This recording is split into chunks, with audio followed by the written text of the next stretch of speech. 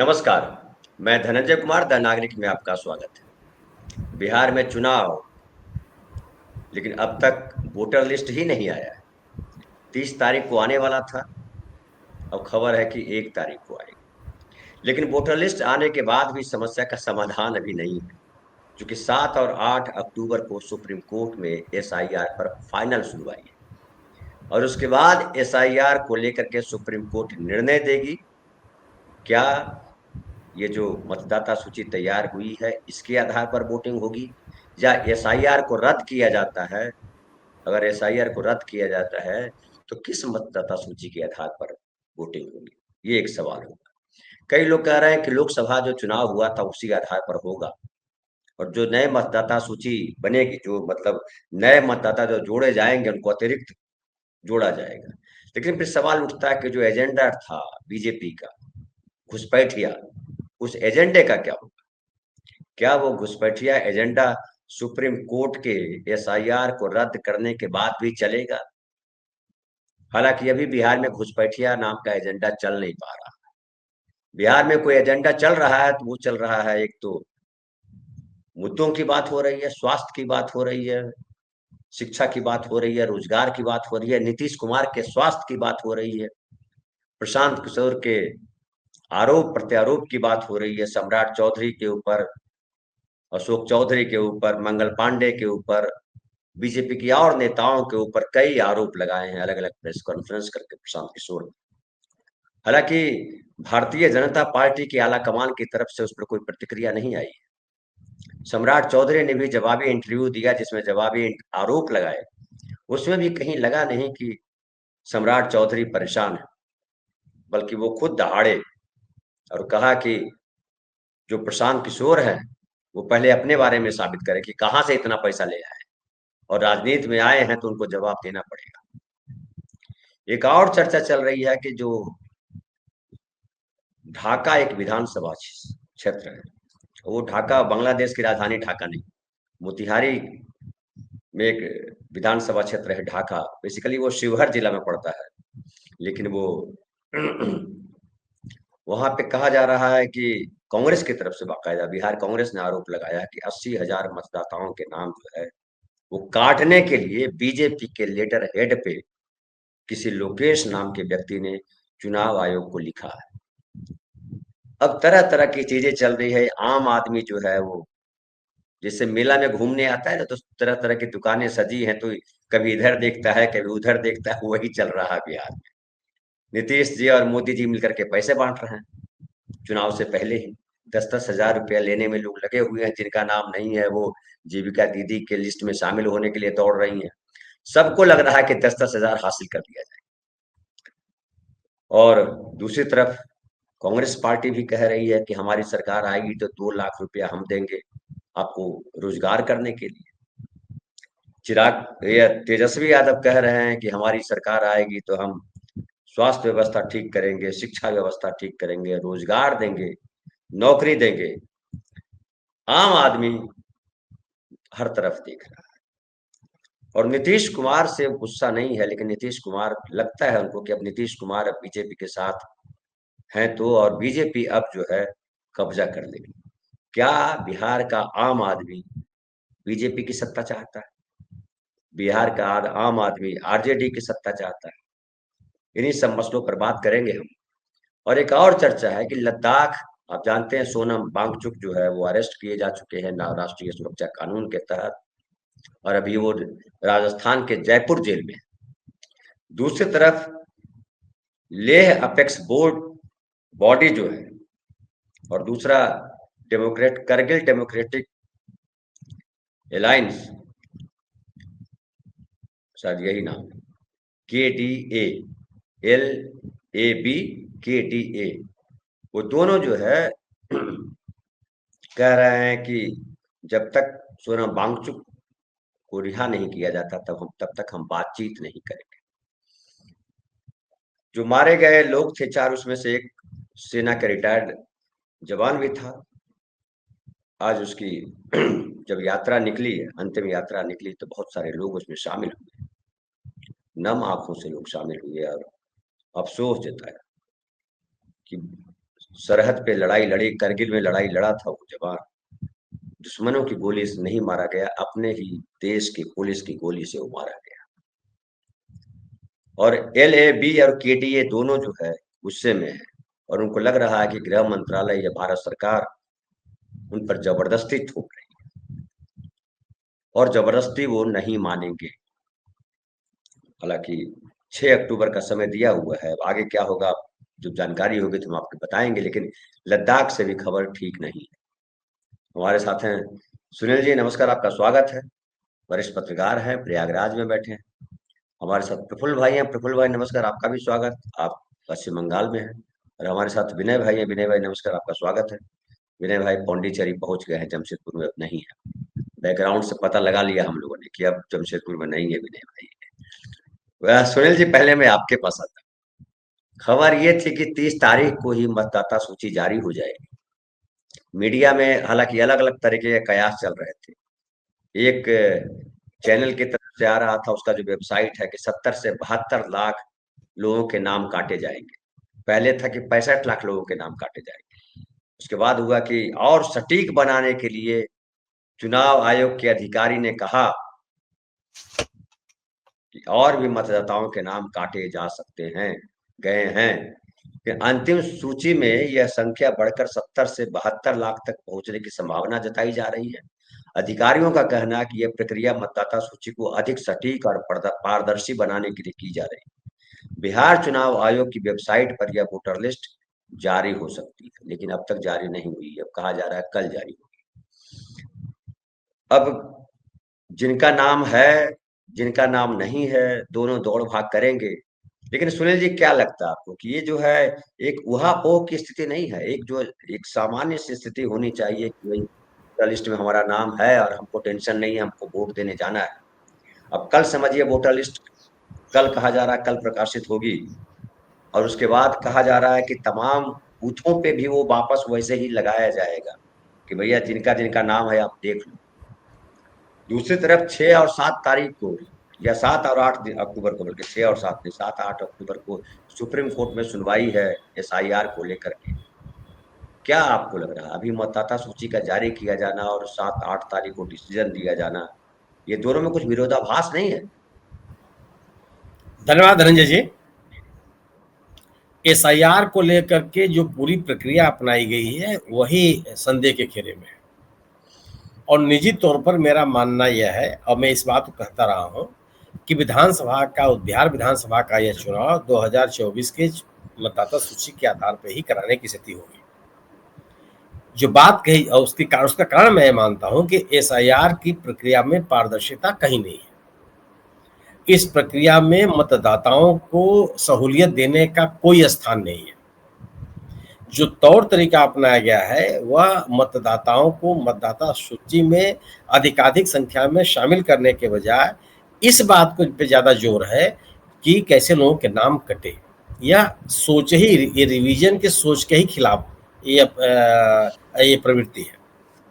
तो जो बात कही जा रही है, जो सर्वोच्च न्यायालय में कहा गया था, सर्वोच्च न्यायालय में ये बात जाहिर की गई थी जब 6-7 की डेट लगाया था सर्वोच्च न्यायालय ने कि हो सकता है इसके पहले चुनाव की तिथियां घोषित हो जाए और फिर हस्तक्षेप की स्थिति नहीं बनेगी।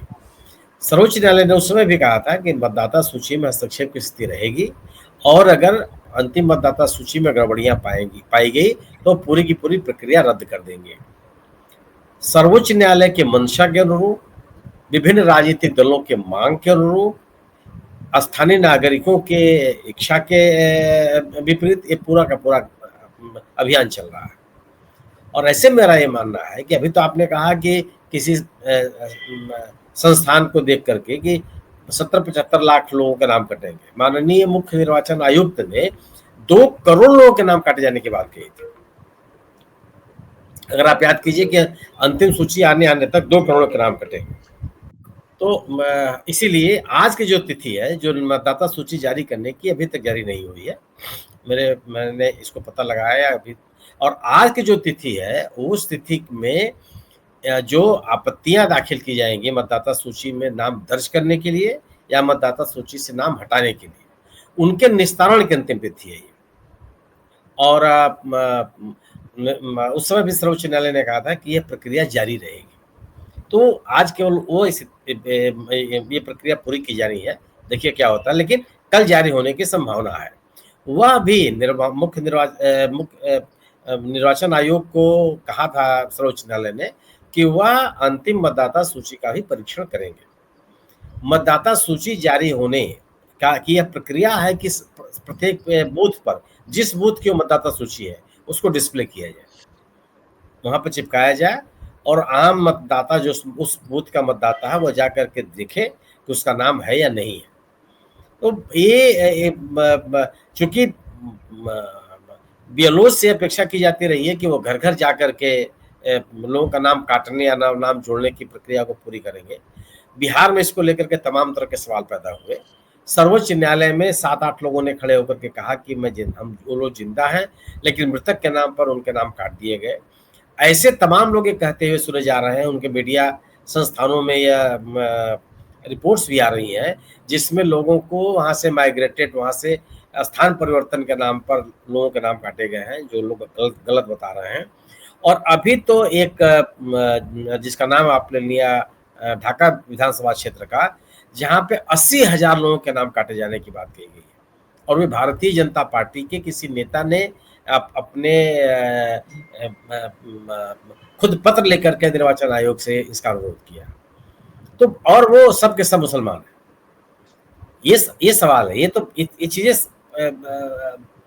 तथ्यात्मक रूप से सबके सामने आई है। तो रिवीजन के नाम पर नाम काटने की जो प्रक्रिया चल रही है, या लोगों में रोष है इस बात को लेकर के।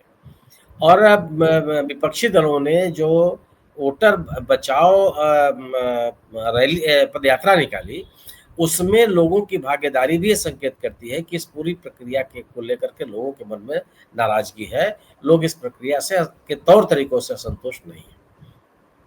यह है भी कि ऐसे ऐसे अभिलेख मांगे जा रहे हैं जो अभिलेख लोगों को कभी मिले ही नहीं, और उन अभिलेखों की अवहेलना की जा रही है जो अभिलेख सरकार ने ही प्रदान किए, व्यापक रूप से अभियान चला के प्रदान किए, और लगभग सभी लोगों के पास अभिलेख है, जिसका उल्लेख आप कर सकते हैं कि आधार कार्ड और निर्वाचन आयोग के द्वारा जारी मतदाता पहचान पत्र। लेकिन इसको इस रिवीजन की प्रक्रिया में शामिल शुरुआती दिनों में नहीं किया गया आयोग के द्वारा। बाद में सर्वोच्च न्यायालय के आदेश से आधार कार्ड को स्वीकार करने की बात कही गई, और बहुत विलंब से उसका आदेश जारी किया निर्वाचन आयोग ने। तो एक लंबा समय इस विवाद के कारण बीता है, जिसमें कि आधार कार्ड को स्वीकार किया जाए या न स्वीकार किया जाए। मेरा अपना मानना है अभी भी कि चूंकि निर्वाचन आयोग की जो कार्यशैली है वो पारदर्शी नहीं है, वह लोगों के हितों के अनुकूल नहीं है, वो लोगों को राहत देते हुए नहीं दिखाई पड़ती है। उसका पूरा का पूरा जोर कैसे किस तरह से लोगों के नाम कटे, और इसको लेकर के जो भी इन्होंने 65 लाख लोगों के नाम काटे थे, जो इन्होंने ड्राफ्ट लिस्ट जारी की थी, उसमें आप सोचिए कि सर्वाधिक नाम कटे हैं युवाओं के। रिवीजन के पहली प्राथमिकता रही कि जो पहली बार मतदाता बन रहे हैं उनके नाम जरूर शामिल किए जाए, अभियान चला करके लोगों के नाम शामिल किए जाते रहे। लेकिन बिहार में निर्वाचन आयोग ने जो प्रक्रिया अपनाई वह इस उद्देश्य को पूरा करते हुए नहीं दिखाई पड़ी। लोगों ने इन बातों को सर्वोच्च न्यायालय में भी रखा, और राजनीतिक दलों ने इस विषय को आम लोगों के बीच में भी रखा। अभी भी मेरा मानना है कल ये लिस्ट आती है उससे पता चलेगा। लेकिन अगर आपकी प्राथमिकता बहुत सारे लोगों का आधारहीन तरीके से नाम काटना है, तो इसको लेकर के लोग आक्रोश व्यक्त करेंगे।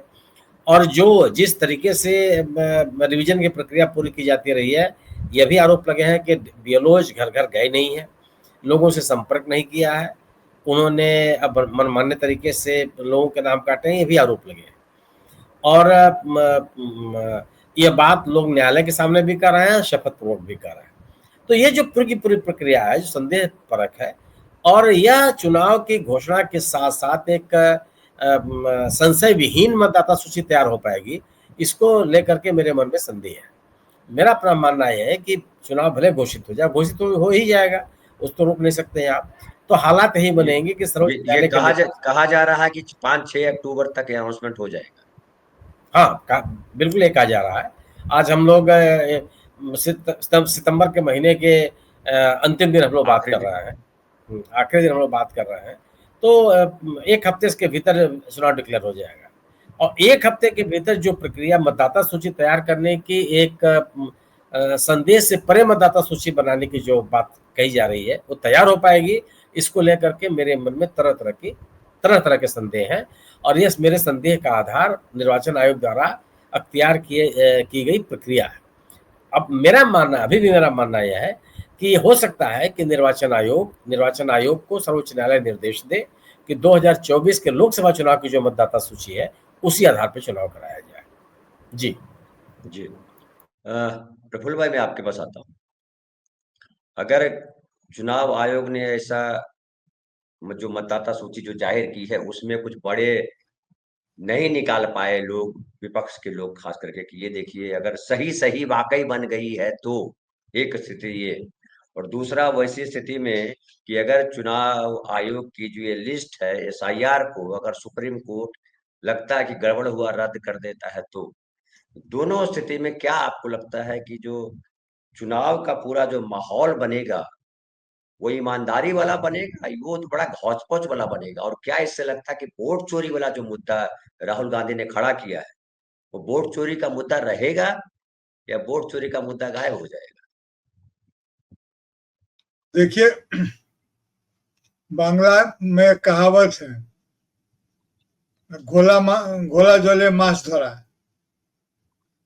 कि पानी को इतना गंदला कर दिया गया है कि उसमें माछ देखने का, जैसा माछ पकड़ने का, मछली को पकड़ने का हम लोग बिहार में भी बोलते हैं, तो पूरा का पूरा घोर मट्ठा कर दिया गया है।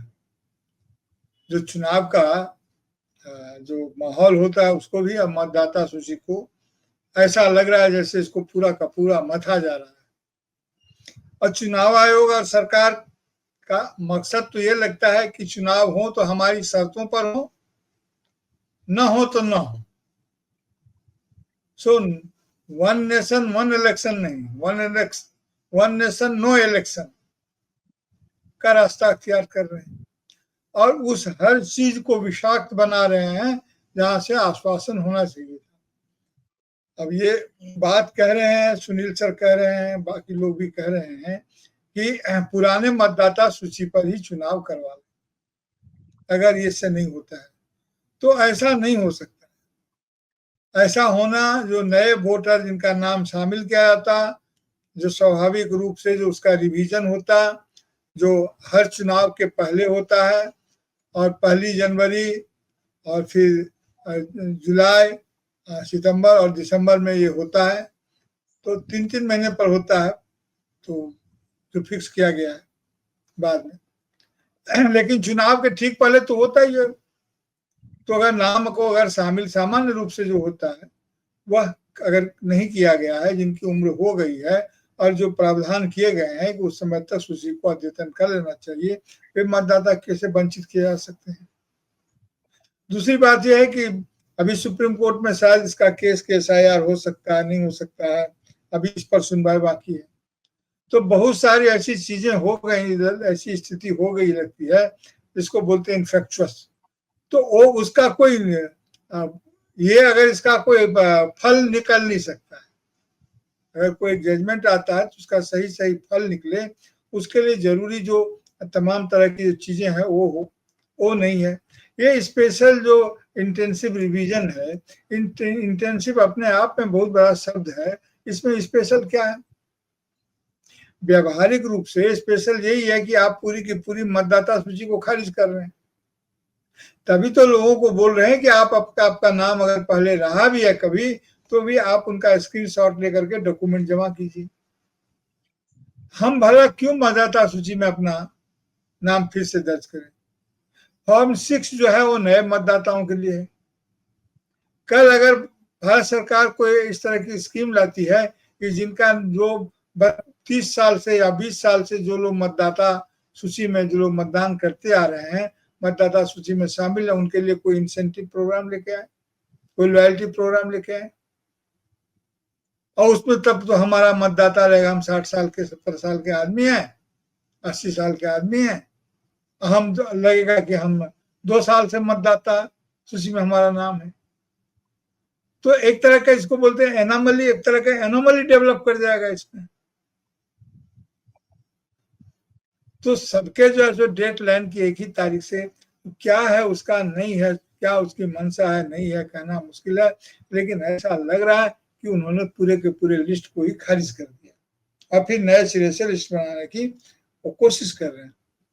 अब आज जैसा हम लोग इस धारणा में थे कि आज शायद उनको वो लिस्ट उनके वेबसाइट पे आ जाएगा, अब सुन रहे हैं कि 5-7 तारीख तक या उसके पहले भी चुनाव की तारीखों की घोषणा हो सकती है, नोटिफिकेशन हो सकता है, और 45 दिन का समय दिया जाना चाहिए। तो अक्टूबर अगर शुरू हो जाएगा महीना, तो 2-4 अक्टूबर अगर होता है, तो अगर 45 दिन का जो मान्य समय है वो अगर दिया जाता है, तो ऐसे ही नवंबर की 15 तारीख तो ऐसे ही क्रॉस कर जाएगी। तो समय बिल्कुल ही एकदम नैरोड है।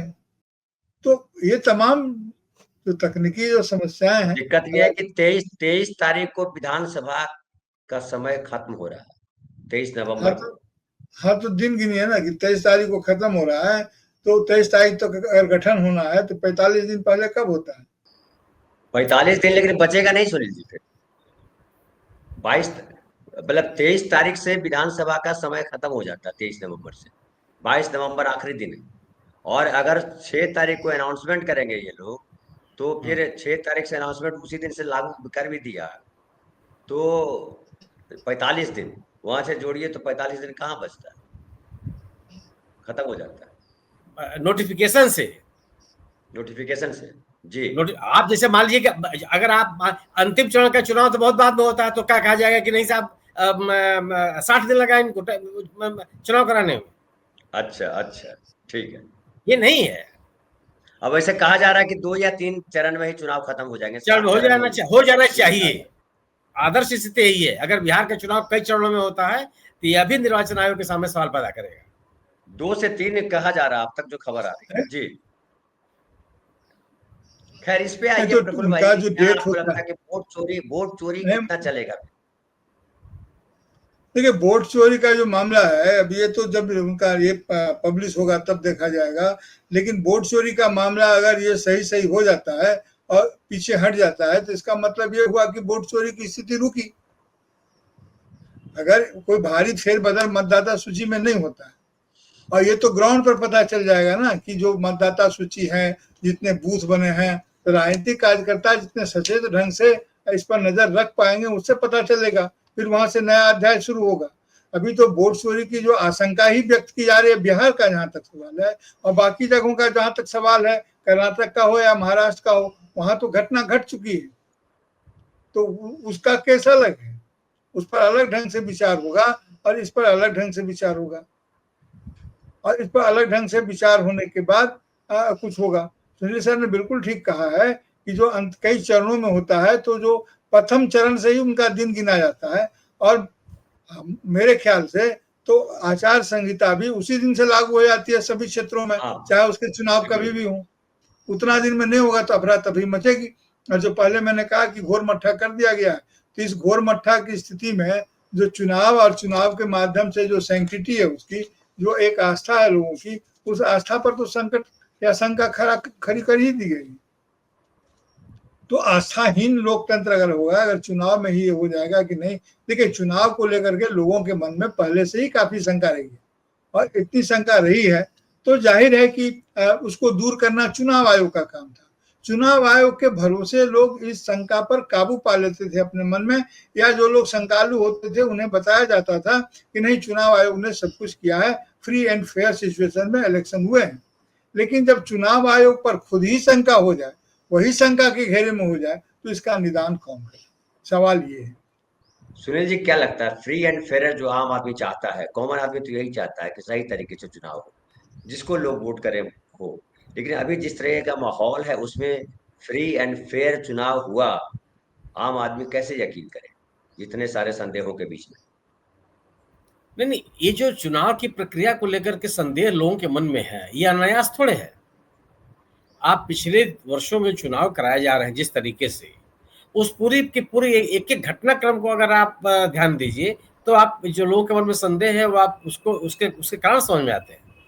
आप चुनाव तिथियों की घोषणा, अब आप याद कीजिए कि हरियाणा और गुजरात या हरियाणा महाराष्ट्र का दो चुनाव अलग अलग घोषित किए गए, जबकि पहले के वर्षों में एक साथ घोषित होते रहे हैं। फिर आप आदर्श आचार संहिता के उल्लंघन के मसले, सत्तारूढ़ दल के खिलाफ जो विपक्षी दलों की शिकायतें होती हैं उनको कितना संज्ञान में लिया गया, ये आप देखिए। उपचुनाव जो हुए, उन उपचुनाव में सुरक्षा बलों ने जिस तरीके के तमाशा किए, लोगों को जगह जगह रोक करके उनकी पहचान सुनिश्चित करना, मतदान केंद्र पर पहुंचना, जो उनका काम नहीं है, और उसका निर्वाचन आयोग के द्वारा कोई संज्ञान नहीं लिया गया। ये सत्तारूढ़ दल के जो राजनीतिक कार्यक्रम है जो पूरे हो गए, तब आपने घोषणाएं की। एक ऐसे विधान राज्यों में जहां एक चरण में, 2 चरण में चुनाव हो सकते हैं, और 6 चरण, 5 चरण, 8 चरण तक चुनाव आप करा रहे हैं। इतना लंबा चुनाव कराना, ये जिसके पास कम संसाधन है वो थोड़ी चुनाव लड़ सकता है। सत्तारूढ़ दल हो, भारतीय जनता पार्टी जैसी बड़ी पार्टी हो, जिसने इलेक्ट्रल बॉन्ड के माध्यम से अरबों रुपए इकट्ठे किए, लेकिन बाकी जिनके पास संसाधन, सीमित संसाधन है, वो इतना लंबा चुनाव कैसे सस्टेन कर सकते हैं? उसमें भी निर्वाचन आयोग की गतिविधियों को आप देख लीजिए। निर्वाचन आयोग को स्वतंत्र और पारदर्शी रखने की जो कोशिशें की गई, उसमें जो सरकार ने व्यवधान पैदा किए, अब उस लिहाज से लोगों के मन में संदेह होगा कि आखिर एक नियंत्रित निर्वाचन आयोग क्यों चाहिए?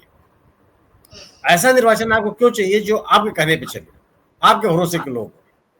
आप एक ऐसा कोलिजियम स्वीकार करने के लिए क्यों नहीं तैयार हैं जो तटस्थ लोगों को पारदर्शी तरीके से निर्वाचन आयोग नियुक्त करे? ये बड़े सवाल हैं। निर्वाचन आयोग की स्वतंत्रता को लेकर के लोगों के लिए जो सरकार ने अवरोध पैदा किए, निर्वाचन की तिथियों की घोषणा को, जो मतगणना की प्रक्रिया है उसमें ये बातें खड़ी हुई। आप याद कीजिए, मैं कई मतगणनाओं को देखा, कई चुनाव की मतगणनाओं में मैं गया हूँ। शुरू में ही जो पोस्टल बैलेट होते थे उनकी मतगणना हो जाती थी, उसके बाद इलेक्ट्रॉनिक वोटिंग मशीनें खुलती थी।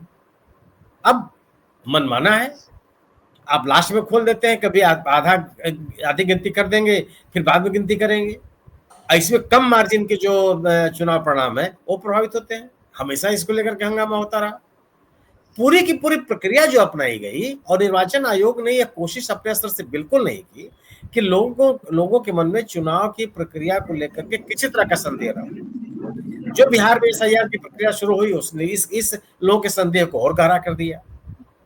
प्रक्रिया शुरू होते एक जो मापदंड रहा है कि जिन राज्यों में चुनाव होने हैं वहां पे कोई स्पेशल रिवीजन नहीं होगा। जो रिवीजन होते रहे हैं चुनाव के पहले, वो तरीका अपनाया जाएगा।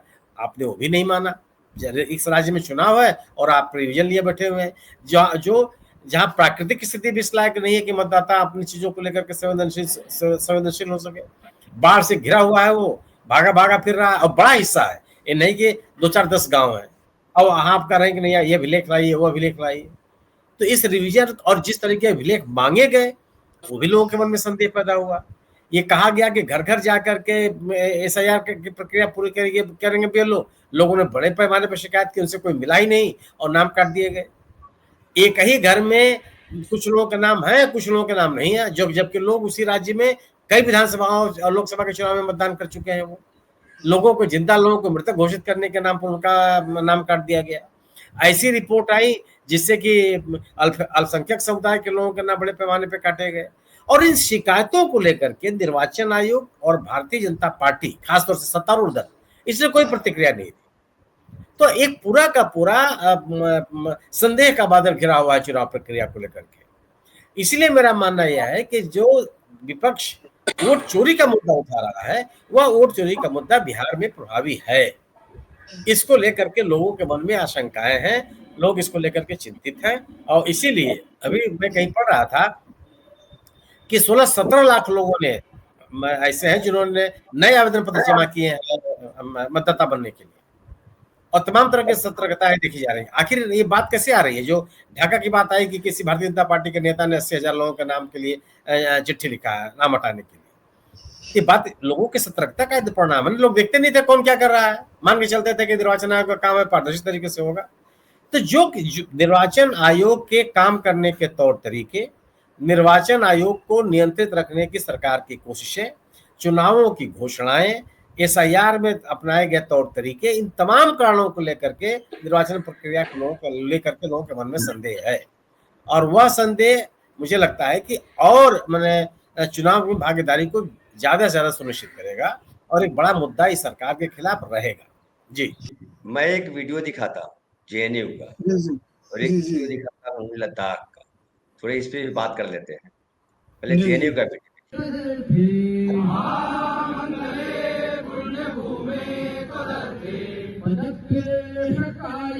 नमस्ते नमस्ते।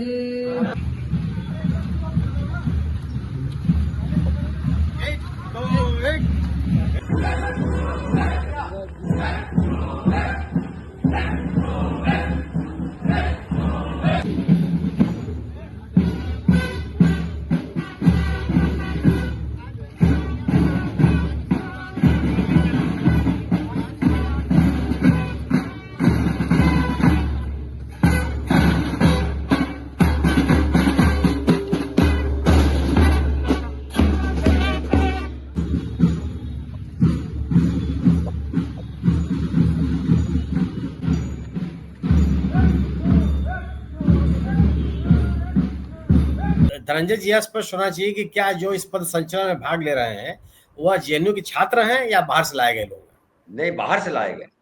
हाँ, है वही सर, वही मैं क्योंकि कहना अगर चाहने वाला था कि अगर JNU JNU में इतना बड़ा पद इतनी संचलन हो चीजें रहा है हैं। तो बहुत बदला हुआ राजनीतिक माहौल है, एग्जैक्टली, यही तो है। जिसकी संभावना और मैं देखता नहीं। फिर से देख लीजिए, आपको छात्र इसमें से नहीं दिखाई पड़ेंगे, देखिए। नहीं,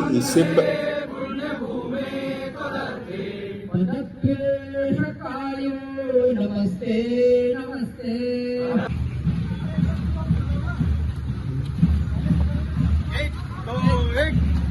नहीं है कौन है, लेकिन ये 100वें साल की तैयारी चल रही है। छात्र भी होंगे, उसमें स्पष्ट नहीं है पोस्ट में, लेकिन ये 100वें साल की तैयारी चल रही है। इसको किस तरीके से देखते हैं? धनंजय जी, ये जो JNU में जो आप देख रहे हैं, इसकी तैयारी पहले से ही शुरू हो गई थी। आम जो JNU का मिजाज है, उसमें इतने लोग गणवेशधारी जमा हो जाए, तो इसके पहले आपको याद होगा कि JNU में बहुत भयंकर मारपीट हुई थी और लेफ्ट छात्र संगठन के लोगों को हॉस्टलों में और मेस में काफी उनके साथ हिंसा हुई थी और उसके बावजूद कोई कार्रवाई नहीं हुई। पर वो सब छात्र जो लोग थे उसमें हिंसा में लिप्त लोग ज्यादातर JNU से बाहर के थे और उनको घुसाया गया था। और उसके बाद वहां जिस हिसाब से सरकारें बनी है दिल्ली में और केंद्र में, उसके बाद ये संभव है। JNU में VC आप देख रहे हैं कि पुष्प वर्षा हो रही है, तो पुष्प वर्षा हो रही है, इसका मतलब पूरी बकायदा तैयारी की गई विजुअल्स के लिए भी और वैसे भी। तो ये जो बीजेपी जो है, बीजेपी में तो ये परंपरा रही है मंदिरों को धुलवाने की। तो ये भी जो जवाहरलाल जी ने जो एक उनके नाम पे जो ये विद्या का जो आधुनिक मंदिर बना है, इसको भी वो अपने हिसाब से पवित्र करने में लगे हैं। तो ये जो है, ये बड़ा खतरनाक दौर है डेमोक्रेसी के लिए। इसके पहले जो हम लोग चर्चा कर रहे थे, प्रफुल्ल सर ने और सुनील सर ने भी कहा, इन्होंने लिखा है, 5 जन ने लिखा है कि JNU कितना बदल गया। ये वही JNU है जहां कभी आजादी के नारे लगते थे, लेकिन अब RSS के 100 वर्ष पूरे होने पर JNU कैंपस में शाखा लग रही है और पथ संचलन निकल रहा। खास बात यह है कि बड़ी संख्या में Gen Z छात्र संघ की गतिविधियों में हिस्सा ले रहे हैं। नहीं, बिल्कुल विनय भाई जी ढंग से बता रहे थे बिल्कुल कि जो उन्होंने किया है कि आजादी के लिए नारा अगर लगता था JNU में, तो क्या अब JNU में आजादी का नारा नहीं लगना चाहिए? ये लोग जो परेड कर रहे थे, पथ संचलन कर रहे थे, वे लोग क्या गुलामी का नारा लगा रहे थे? सवाल तो ये पूछा है। सुनील सर बताएंगे, सुनील सर को काफी जानकारी है इस विषय में। वैसे सुनील सर ठीक ही कह रहे थे कि चुनाव आयोग जो है सो स्वायत्त संस्था है और उसको खुद वो करता है, चुनाव कराने का फैसला करता है। तो उसकी स्वायत्ता में क्या चुनाव नहीं कराने का भी फैसला शामिल है या नहीं, या 6 महीने का जो समय दिया गया कि 6 महीने के भीतर में ये गठन होना चाहिए, तो इस तरह का कोई प्रावधान होंगे, देखिए क्या होता है वहाँ। लेकिन जेएनयू का वातावरण जिस ढंग से बदला गया है, इसी के खिलाफ तो कन्हैया कुमार लड़ाई लड़ रहे थे और लगातार इसकी लड़ाई होती रही है। देखिए, स्वयंसेवक संघ को, राष्ट्रीय स्वयंसेवक संघ को उसका 100 साल पूरा हुआ है, पद संचालन कर रहे हैं, वहाँ के प्रशासन ने उनको इस बात की अनुमति दी ही होगी, सहर्ष दी होगी, बल्कि आमंत्रित किया होगा कि हमारे यहाँ भी आपके चरण पड़े, आपकी चरण धूलि से जेएनयू भी पवित्र हो, इस तरह का कुछ अनुरोध किया होगा। अब मुझे नहीं पता है कि इस गण यूनिफॉर्म में कोई भी जो राजनीतिक या सांस्कृतिक शाखाएं, सांस्कृतिक संस्थाएं काम करती है कि नहीं करती, मुझे नहीं पता है। प्रफुल्ल सर, पहले भी जेएनयू में जो है वो राजनीतिक दल के नेता जाते रहे हैं, उनके कार्यकर्ता भी जाते रहे, पर इस ढंग की मैसेजिंग और इस ढंग का जो माने हिंसात्मक और आक्रामक जो संवाद है, ये कभी नहीं हुआ है। ये ऐसी है जैसे योगी जी जो है बुलडोजर भेज करके सारा रेसिस्टेंस तोड़वाते हैं। उनको पता है कि जो विरोध का जो अंतिम मजबूत किला जो जेएनयू है, उसको ढहाना बहुत जरूरी है। अदरवाइज इनके जितने अस्त्र शस्त्र हैं, जितने नैरेटिव्स हैं, वो जेएनयू खंडित कर देता है। वो तो तमाम जगहों से वो उस पर आक्रमण करते रहे, चाहे वो ये कहना कि जेएनयू में बिल्कुल आवारा लड़के लड़कियां पढ़ते हैं, बने जेएनयू के खिलाफ प्रचार का स्तर इतना नीचे गया कि लोगों ने कहा कि सुबह जाइए, वहां पूरा चारों तरफ कंडोम मिलते हैं, कोई बने उसकी कोई सीमा नहीं है। तो जो मैंने कहा था, शायद उस समय सुन पाए हो या नहीं सुन पाए हो, कि जिस ढंग के आरएसएस और बीजेपी में मानसिकता रही है कि अगर उनकी विचारधारा या उनके मानदंडों के हिसाब से कोई अलग व्यक्ति अगर मंदिर तक में भी चला जाता है तो उसको धुलवाने की उनकी जो परंपरा रही है, तो ये जो आधुनिक मंदिर जो जवाहरलाल जी के नाम पे बना है, जहाँ पे तमाम असहमतियों और विरोध को एक जगह दी गई, क्योंकि जेएनयू एक ऐसी जगह है जहाँ के छात्र संगठन में एक विदेशी छात्र ने जो है वो चुनावी जीत हासिल की, तो वहां पर जो है इस ढंग की ये है। इसका मतलब जो तैयारी है वो बिल्कुल वैचारिक ढंग से जो जेएनयू की जो वैचारिक किला है उसको ढहाने की तैयारी। बाकी चुनाव आयोग के सामने जो जिस ढंग से तकनीकी आधार पर ये तमाम विरोध की आवाज को ढहाते रहे हैं, संवैधानिक संस्थाओं पे कब्जे, वो सब जग जाहिर है। आपको कानून के हिसाब से लगेगा इसमें कोई जगह नहीं है, लेकिन जो असली खेल है वो तो व्याख्या का है ना। जो संस्थाओं में अपने अपने लोग डाल दिए जो उनकी व्याख्या जो है उनके हिसाब से करेंगे, तो कुछ भी हो सकता है। जैसे आप कह रहे कि राष्ट्रपति शासन भी हो सकता है, उन्होंने राज्यपाल अपने हिसाब के लाके बैठाए ही, इसीलिए हमारा एक मित्र है वो कहता था कि दोस्त ये लोटा है, हम कहेंगे गिलास है, तो फैसला कैसे हो। तो बहुत कठिन दौर में हम लोग जा रहे हैं। धनंजय जी, आज मेरा नेट बहुत डिस्टर्ब है, बहुत डिस्टर्ब है जी। सुनील जी, आप क्या कहेंगे जेएनयू वाले प्रसंग पे? जेएनयू में घुसने का प्रयास तो विद्यार्थी परिषद संघ के लोग आज थोड़े कर रहे हैं। ये जो वर्तमान कुलपति को इसीलिए लाया गया, इसके पहले जो कुलपति थे उन्होंने बहुत सारे प्रयास किए, लेकिन जेएनयू का जो वातावरण है और जिस तरीके से वहाँ के विद्यार्थी आते हैं, मुझे इसकी संभावना दूर दूर तक नजर नहीं आती कि वहाँ विद्यार्थी परिषद या संघ के लोग प्रभावी हो जाएंगे। लोग तो हर जगह रहते हैं, रहेंगे ही, इतना पुराना विश्वविद्यालय हो गया, कभी भी विद्यार्थी परिषद वहाँ अपनी जगह नहीं बनाता। नहीं तो ये तो प्रयास जो है केंद्रीय सत्ता के दम पर कराने का प्रयास। ये तो नहीं तो ये मैं तो हमेशा से कहता रहा हूं कि संघ का विस्तार सत्ता के संरक्षण में ही होता है, इसके बगैर नहीं हो सकता। वो 100 साल पुराने संगठन में तो ये हालत होनी चाहिए कि देश का बच्चा बच्चा उस संगठन के साथ खड़ा हो जाए, वो दिखाई पड़े। वो तो नहीं हुआ। सरकार जब आती है तब आपको संगठन दिखाई पड़ने लगता है, क्योंकि सत्ता आप अपने साथियों से पूछिए कर्नाटक में संघ कहां दिखाई पड़ रहा है। इस प्राप्त जानकारी के अनुसार सर्वाधिक शाखाएं केरल में लगती हैं, क्योंकि 2 आदमी भी इकट्ठा हो तो मान लेते हैं कि हमारी शाखा लग गई। क्या स्थिति है वहां पर? तमिलनाडु में भी शाखा इनकी लगती है, क्या स्थिति है वहां? उड़ीसा में भी इनकी शाखा लगती है, में अनडिवाइडेड आंध्र प्रदेश में भी शाखा लगती है। आप आंध्र प्रदेश में घूम करके आइए और आज के तेलंगाना में घूम करके आइए, क्या इनकी स्थिति है। सत्ता जब इनके पास होती है तब इनका विस्तार बहुत होता है, तमाम सहूलियतें मिलने लगती हैं। लोग इस आकर्षण में भी आते हैं कि इनके साथ जुड़ने से कुछ ना कुछ इनको राजनीतिक लाभ भी मिल जाएगा।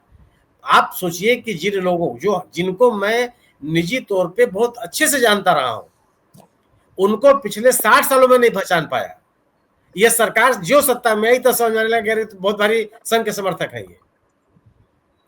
ये जानिए आप। मैं कई बार अपने समझ पर मुझे संदेह होने लगा कि आखिर में क्यों नहीं भाग पाया।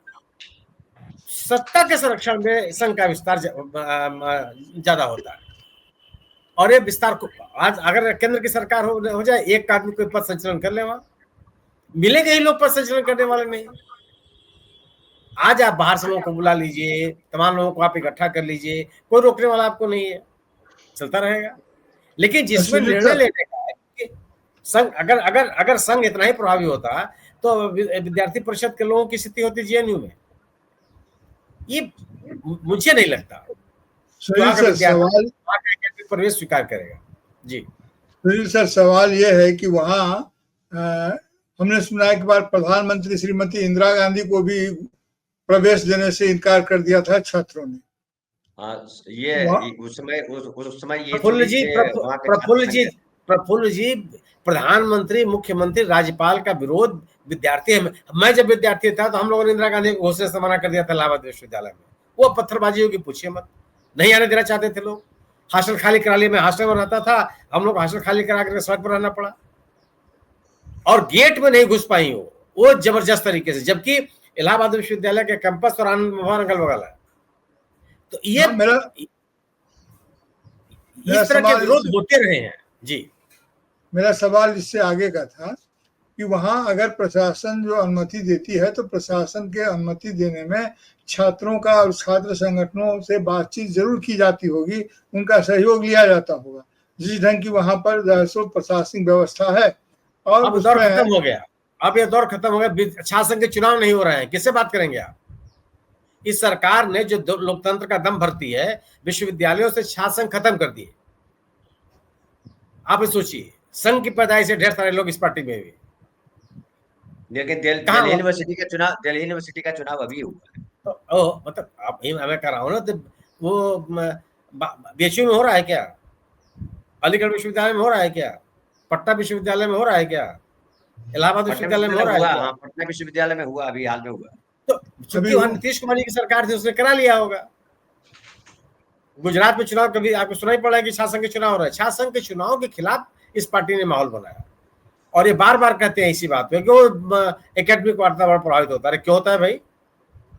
लेकिन जेएनयू में चुनाव हुए हैं सर, क्या नहीं हुए हैं? नहीं, वो जेएनयू में चुनाव हुए हैं, कैसे हुए भी देख लीजिए। मैंने लेकिन छात्र संघों को प्रोत्साहित नहीं कर रही बीजेपी। में आंदोलन चल रहा है आज। ठीक है, अब एक और आते हैं लद्दाख में जो हो रहा है, उस पर भी थोड़ी बात कर लेते हैं। एक मिनट, 2 मिनट आप लोग बोलिएगा, 3 बार। लद्दाख का एक छोटा सा मैं वीडियो दिखाता हूँ। एलजी साहब ने, लेफ्टिनेंट गवर्नर साहब ने, अरे यार ये कहां से आ गया? ढनर पटर। हाँ, कहाँ गए? ये देखिए, प्रेस ब्रीफिंग दिया, अध्यक्ष है वो, जिसमें उन्होंने हमारे ऊपर बहुत खतरनाक संगीन इल्जाम लगाए कि हम फॉरेन ताकतों के हाथ में खेल रहे हैं और उन्होंने नेपलीस का, यहाँ पर जो ले में बहुत सारे डोडा वाले यहाँ काम करते हैं, वो कुछ जख्मी है, उसका हवाला दिया। और उसके बाद बहुत अनफॉर्चुनेट हमारे डीजीपी साहब ने भी प्रेस को संबोधित करते हुए ये कहा कि इसमें पाकिस्तान का हाथ लगता है। Sonam Wangchuk anti national activities में मुलविस है। ये जो इल्ज़ामात हैं ये लद्दाख के लिए ये हम बिल्कुल बर्दाश्त नहीं करेंगे और ये हमारे लोगों को बहुत ठेस पहुंचा है, खासकर हमारे युवा जिनको अगर ये सड़क पर पहुंचाए तो इसका पूरा जिम्मेवारी गवर्नमेंट के ऊपर है। अगर गवर्नमेंट ने टाइम पर टॉक्स किए होते, हमारी मांगों को पूरा किया होता तो ये हादसा होना नहीं था। और ये जो हमारे बच्चे जो सड़क पर आए मजबूर होकर ये प्रेशर कुकर का काम किया, इसलिए उस दिन ये उनको सब ने बड़ा निकाल दिया, जो कि हम किसी वायलेंस को हम सपोर्ट नहीं करते हैं, लेकिन ये हो गया और इसका पूरा इसकी जिम्मेदारी पूरा हम गवर्नमेंट के ऊपर डालते हैं। प्रफुल्ल भाई जी, ये जो कह रहे हैं, ये जो लेह एपेक्स बॉडी है उसके अध्यक्ष हैं और ये साफ साफ बोल रहे हैं कि जो हुआ उसमें सरकार जवाबदेह है, सरकार जी, उसके लिए जिम्मेवार है। जी, और करगिल डेमोक्रेटिक अलायंस है, वो दोनों साथ में 6 तारीख को उनके साथ मीटिंग होनी थी, कह रहे हैं नहीं मीटिंग करेंगे जब तक सोनम वांगचुक को रिहा नहीं किया जाता। क्या आपको लग रहा है कि लद्दाख में फंस गया? हाँ, लद्दाख को तो फंसा दिया गया है, इसलिए कि जो लैब है या जो केडीए है, इन लोगों ने पहले ही बातचीत करने की मांग रखी थी, लेकिन जब 6 तारीख को बातचीत फिक्स की गई, समय पर बात नहीं की गई, जिसकी ये बता रहे थे लैब के जो तरफ से प्रेस कॉन्फ्रेंस था उसमें बात बताई जा रही थी। अब सरकार की तरफ से ये फीडबैक गया, एक कमेटी है शायद जिसमें एक गृह मंत्री, गृह राज्य मंत्री स्तर के लोग हैं, भारत सरकार की कमेटी है, नित्यानंद राय शायद इसमें है या कोई होंगे, और 2-3 अधिकारी होते हैं, मंत्री होते हैं, और जो यहाँ से 2-3 प्रतिनिधि होते हैं, इनको मिला करके बात होती है, जो संयुक्त जो वार्ता जो किसी की किसान के संदर्भ में हुआ था। तो इस बार इन्होंने कहा है कि इस सूची में वांगचुक नहीं होने चाहिए, सोनम वांगचुक को बात दे करके वे आपके प्रतिनिधि नहीं हो सकते। अब सोनम वांगचुक वहां के प्राकृतिक रूप से उनके अगुआ रहे हैं। अब अगर उनको आप निषिद्ध बताते हैं कि सोनम वांगचुक को बातचीत में शामिल किए बिना भारत सरकार अगर बातचीत करना चाहती है, तो बातचीत क्या किस विषय पर है? बातचीत के लिए तो उनके 3-4 ही तो मांग है। पहली मांग तो ये है कि जो हिल डेवलपमेंट जो काउंसिल है और उसके चुनाव को अभी रोके जाए और उसको स्टेटहुड दिया जाए, इसलिए कि उसमें वादा किया गया था कि उनको अनुच्छेद 6 के अधीन रखा जाएगा। अनुच्छेद 6 का संरक्षण प्राप्त होने से होता ही है। अनुसूची जी, अनुसूची 6 में जो कॉन्स्टिट्यूएंस का अनुसूची है और उसमें उनको रखा जाए, लेकिन अनुसूची जैसा उन्होंने शायद अपने घोषणा पत्र में भी इस बात की चर्चा की थी। अब अनुसूची 6 में तो राज्यों को रखा जाता है, किसी खास क्षेत्र को तो रखा नहीं जाता है। और यूनियन टेरिटरी तो की संकल्पना यह है कि वह केंद्र सरकार का अंग है, वह केंद्र सरकार का एक इलाका है, उसका नाम ही है टेरिटोरी। तो टेरिटोरी और स्टेट में तो अंतर है ना, ये टेरिटोरी की स्टेट तो टेरिटोरी पूरी भारत का है, तो उस भारत का हिस्सा है, कोई अलग से स्टेट नहीं है। तो उस समय में सोनम वांगचुक ने अपनी निर्दोषता में इस बात को स्वीकार किया था कि जम्मू एंड कश्मीर का अगर स्टेटहुड जाता है या अलग किया जाता है और उनको अलग स्टेटहुड मिलता है, तो उनके लिए एक अलग सुविधा होगी, क्योंकि वहाँ की जो आबादी है 4 से 4.5 प्रति वर्ग किलोमीटर आबादी है वहाँ की। वहां पर जो बजट आते थे वो बजट अपर्याप्त होते थे, और जम्मू एंड कश्मीर सरकार की तरफ से उनका ऐसा कहना था कि पर्याप्त ध्यान नहीं दिया जाता है। उसके पीछे एक धार्मिक कारण भी था, क्योंकि यहाँ पर बौद्धों की और करगिल में शिया लोगों की संख्या ज्यादा है। तो इस तरह के भी कई आरोप। अब ये कहना कि जिन्होंने कहा है, जो सबसे बड़ी मतलब बहुत हिला देने वाली बात है कि उन्होंने पाकिस्तान का इनको कहा है, उनसे इनका मिली भगत है या इनको देशद्रोही घोषित किया जा रहा है, बताया जा रहा है। बांगचुक को एंटी नेशनल बताना या उनके ऊपर राष्ट्रीय सुरक्षा के लिए खतरा बताना, वहां की उतनी कम आबादी में इतने सारे लोग हैं ये बताना, उसके साथ उनको रखना, ये कितने आहत कर देने वाली बात।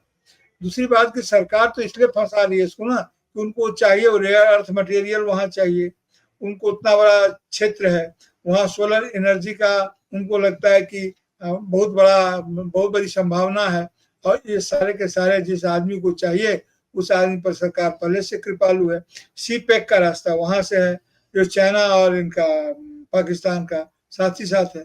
तो ऐसी स्थिति में जानबूझ करके उनकी नजर उस पर फंसी हुई थी और लगी हुई थी, और ये भारत सरकार ने, भारत सरकार के हितैषियों की इच्छा के अनुसार ये सब किया जा रहा है। इसके पीछे राजनीतिक जरूरतें उतनी नहीं है, लेकिन याद रहे कि लद्दाख का महत्व सामरिक दृष्टिकोण से भी बहुत है, और अगर उस पर कंप्रोमाइज किया जाता है सिर्फ व्यावसायिक दृष्टिकोण के कारण या व्यावसायिक लाभ के कारण, तो ये बहुत बड़ा डिसास्टर होगा, भारत नेशन के लिए डिसास्टर होगा। इस बात को समझना चाहिए। जो मणिपुर में हुआ है, मणिपुर से यहाँ पर बदतर हालत हो सकती है, ऐसा मुझे लगता है। इसलिए अगर इसका प्रतिरोध नहीं हुआ, जो वहां हुआ है लेह और लद्दाख में हुआ है, उसकी अनुगूंज अगर मुख्य मेनलैंड पर, धरती पर, गंगा जमुना के दोआब में अगर उसकी अनुगूंज नहीं आती है, यहाँ के राजनीति में उसकी चर्चा नहीं होती है, उसका उसके एक किसी तत्व का प्रभाव यहाँ नहीं होता है, तो निश्चित रूप से हमारे एक राष्ट्रीय संकट का विषय तो ये है ही, और ये हमारे लिए राजनीतिक संकट है कि हम इस तरह की, केंद्र सरकार सब कर सकती है और करती आई है, संविधान में प्रावधान है जम्मू कश्मीर का स्टेटहुड ले लेने का, और इसको ले लिया उन्होंने। और मुझे लगता है कि अगर ये रह गए तो और 2-4 स्टेटों में ये स्टेटहुड को अपने ढंग से करने का प्रयास करेंगे। और ये तो सभी को, राज्यों को समझते हैं कि सारे राज्य जो है तो केंद्र सरकार की टेरिटोरी है, ये टेरिटोरियल एटीट्यूड ये डेवलप कर रहे हैं, इनको फेडरेशन नहीं टेरिटोरी मान रहे हैं। मुझे तो लगता है उत्तर प्रदेश में भी इस तरह की बात हो सकती है कि इनको स्टेटहुड उसको कुछ करें, उसमें उनके सीमांकन वगैरह, जैसे उत्तराखंड हो जाने के बाद अभी हरित प्रदेश की बात चल रही थी, तो वहां और भी बहुत सारे जगह ऐसी हैं जिसको ये अपने निर्देशन में रखना चाहते हैं। इसके लिए पता नहीं क्या करेंगे नहीं करेंगे अभी की तो जो योजना है, लेकिन इनका एटीट्यूड यही है, स्टेट को टेरिटोरी में बदल दिया जाए। जी ठीक है। सुनील जी, आप इस पे क्या कहेंगे? छोटा सा कमेंट आपका। नहीं, लेह की स्थिति बहुत ही संवेदनशील है और निश्चित रूप से इसके लिए सरकार जिम्मेदार है। पिछले कई वर्षों से आंदोलन चल रहा है।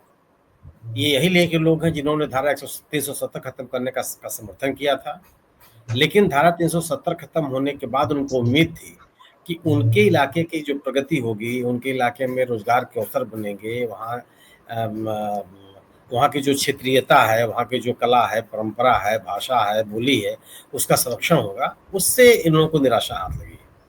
निश्चित रूप से 370 के अधीन जब थे तो इनके इलाके सुरक्षित थे, वहाँ इनकी अपनी परंपराएं थी, बाहर के लोगों का वहाँ आने जाने का क्रम नहीं था कि जाकर के कोई वहाँ की प्राकृतिक चीजों के साथ खिलवाड़ कर सके। 370 खत्म होने के बाद वो भी एक खुला हुआ क्षेत्र हो गया। अगर आप पूर्वोत्तर के राज्यों को भी तो आपने दिया है नहीं, उसमें 371 के तहत 6वीं अनुसूची में आपने जगह दी है। क्यों दी है? क्यों? वह आदिवासी इलाके हैं, वहाँ की परंपराएं अलग हैं, वहाँ की सभ्यता अलग है, वहाँ की बोली उन्होंने थोड़े दिया है, वो तो दिया है पिछली सरकारों ने दिया। नहीं, सरकार की बात में कर रहा हूँ, सब देश की बात में कर रहा हूँ। देश ने स्वीकार किया है ना उनको, तो वही स्थितियां लेह में भी है। लेह ये बर्दाश्त नहीं कर सकता है कि एकदम सरपट आप दौड़ते हुए चले जाइए और लाखों हजारों की संख्या में मौजूद हो जाइए, वो संभव नहीं है। तो आप अगर वह इलाका ऐसा है जो अपना संरक्षण चाहता है और उसका संरक्षण होना भी चाहिए, वो तार्किक भी है, क्यों नहीं देंगे आप? आपने वहां सचिवालय बना दिया, वहां हिल डेवलपमेंट काउंसिल होती थी, उन काउंसिलों को किनारे करके आपने सचिवालय बना दिए, सेक्रेटरिएट बना दिए, डिप्टी कमिश्नर्स आपने बना दिए, नियुक्ति एक नहीं की। उन ऑफिसों में काम कौन करेगा? काउंसिल में जो काम करने वाले लोग थे उनको आपने अपने सचिवालयों में तैनात कर दिया। काउंसिल डिफंक्ट हो गई, आप उनसे बात करने के लिए नहीं तैयार हैं। काउंसिल का मतलब आप पे वो काउंसिल वहां के स्थानीय लोगों का प्रतिनिधित्व करती है, वो अपनी जरूरतों के अनुसार वहां का शासन चलाते हैं, गवर्नेंस चलाते हैं, आप उनको चलने नहीं दे रहे हैं। तो और अगर आप वहां की मांगों की बात करना, मांगों के संदर्भ में बात करने की बात आएंगे तो अपनी शर्त लगाएं कि इनको मत बुलाओ, उनको मत बुलाओ, ये नहीं शामिल होंगे, वो नहीं शामिल होंगे, ये कैसे चलेगा? सरकार को तो ये चाहिए कि जो व्यक्ति जिसकी एक अपील है, जिसको लोग सम्मान करते हैं, जिसकी बात को लोग सुनते हैं, उसका सहारा लेकर के वहां की समस्याओं का समाधान कराए। लेकिन अगर आप वहां पे कुछ पोलराइजेशन करना चाहते हैं, राजनीतिक लाभ लेना चाहते हैं इस तरीके से, ये तो उचित नहीं है। जो इन्होंने एपेक्स बॉडी और डेमोक्रेटिक अलायंस का जो निर्णय है, निश्चित रूप से अपनी मांग पड़े रहेंगे। सोनम वांगचुक केवल ऐसे व्यक्ति नहीं है जो राजनीतिक लाभ के लिए या अपने निजी लाभ के लिए उस इलाके में सम्मान के पात्र है। बहुत काम किया उन्होंने और लगातार कर रहे हैं। वहाँ के जो ड्रॉप आउट्स विद्यार्थी हैं उनको पढ़ने पढ़ाने के लिए ढेर सारे उनके अपने पेटेंट्स हैं, ऊर्जा संरक्षण के लिए कितना काम किया उस व्यक्ति ने अपने पहल पर, अपने निजी संसाधनों के साथ। और आप उस आदमी को कह दिए कि साहब ये तो देशद्रोही है। अरे जिस पाकिस्तान यात्रा की वो बात कर रहे हैं, पाकिस्तान यात्रा तो जो पूरा का पूरा कार्यक्रम था वो संयुक्त राष्ट्र के अधीन आयोजित किया गया था और डॉन अखबार वहाँ उसके आयोजकों में एक था। कोई विदेश यूं चुपके चला जा सकता है क्या?